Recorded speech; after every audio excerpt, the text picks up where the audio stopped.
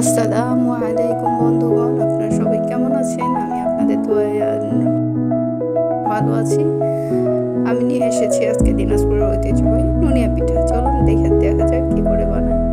এখানে 2 কাপ পানির মধ্যে 1 চা চামচ আদা বাটা, 1 চা চামচ রসুন বাটা এবং 2 চা চামচ কাঁচামরিচের বাটা নিয়েছি হলুদ গুঁড়ো পরিমাণ মতো, লবণ দিয়েছি। এখন পানিটা বলক দিয়ে উঠে এখানে চালের গুঁড়োগুলো আস্তে আস্তে ঢেলে দেবো। তারপর নেড়ে চেড়ে সিদ্ধ হওয়া পর্যন্ত এটাকে নাড়তে থাকবো। সিদ্ধ হয়ে গেলে চুলা বন্ধ করে দিয়ে নামিয়ে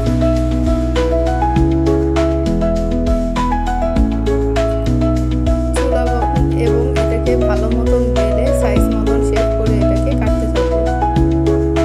যে যেমন শেপে কাটতে পারবো সেরকম কেটে আমরা ডুবো তেলে হাই হিটে ডুবো করে এটাকে ভেজে নেব।